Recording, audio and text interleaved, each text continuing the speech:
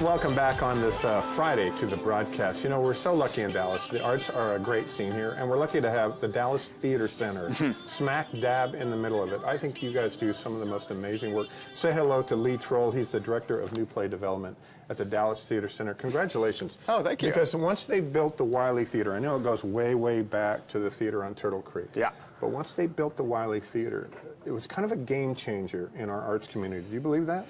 Well, it did. It allowed us to, galvanize the community. We have such a rich history of philanthropy in this town, and I really think that this is a town where some of the people that have means are maverick in a certain way, and they don't wait for things to happen. So when they just decide to build a big building, and they decide, hey, you know what? Let's fill it with art. Let's get creative. Let's bring in fresh blood. Let's see what we can do. I think that actually energizes the whole city. Well, and here's the responsibility that you have, Lee, and the folks over there, is that you can build that building, and then you have to fill it, and then you have to perform, and you have to do good stuff. And you guys have not dropped the ball because the productions are just consistently on the highest level. Well, the building asks for that. What's easy in a way is because the building is built so that it can be any kind of configuration, whether that's thrust or proscenium, or we can just remove everything in the entire building. So that means that you get to wake up every day and just dream about what kind of theater you want to see. I think you can do whatever you can dream in that space. Yes. Yeah, I think you guys believe that, and I believe that. You have a show, you're in rehearsals right now, Fortress of Solitude, which sounds like a riff on Superman. Well, Superman is one of the interwoven themes. Pop culture is a big part of this story. It's based on the Jonathan Lethem book of the same title that came out in 2003 or 4. Okay. It is about two young boys growing up in the 70s in Brooklyn, one white, one black, and just as this neighborhood is beginning to go through some gentrification. And it's about how they connect over comic books and pop music, and also how their lives begin to split simply by, I guess, the system that they live inside of. This is an original musical? Yeah, brand new, world premiere. You know, it's interesting. You start with a blank palette, and you guys do premieres. You do world premieres every once. You did Superman, in fact.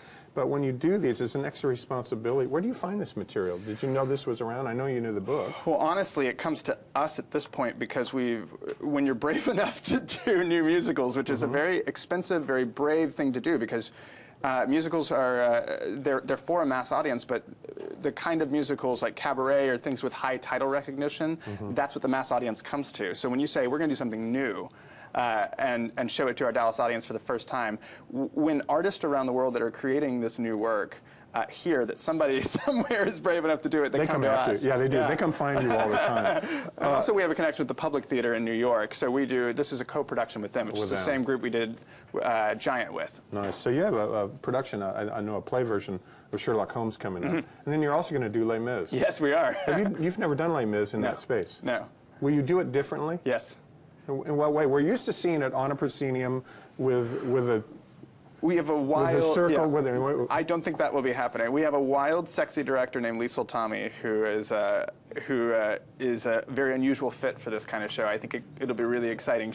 We have secret plans for, how much we're going to get into the audience, how much it's going to be in your face, how close you're going to be, and what the costume and design may look like. It will definitely be Les Mis. It'll be all the songs and the music and the story, but it'll be a wild version. You're not doing it as a 30s flapper thing. No, we're not. Okay, here's the thing about your space. I want to talk about your space a little bit, because if you've never been to the Wiley Theater, don't be intimidated. You have to go.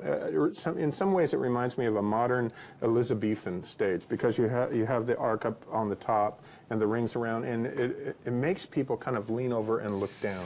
And for some, that's a drawback, but for theater, it's brilliant, because it gets that energy going. Plus, if you're a performer on that stage, everybody is looking at you like you're in a gladiator arena. Well, I was a member of the acting company for 4 years, and that was the energy. You would feel the audience sending you energy, because at the top of the balcony, which is true, is very Elizabethan, and still a lot of London theaters do this. You have to sort of, when we're in the thrust, you have to sort of lean forward and look down.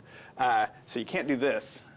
Right, so and our seats are straight up and forward, so it causes you to be alert and engage with what's we hope already engaging you. So you guys just do great work, and congratulations on thank you so much. They built the theater, and people decided to come over and hang out and watch the good stuff. If you'd like to check out everything at the Dallas Theater Center, you just go to their website. It's dallastheatercenter.com.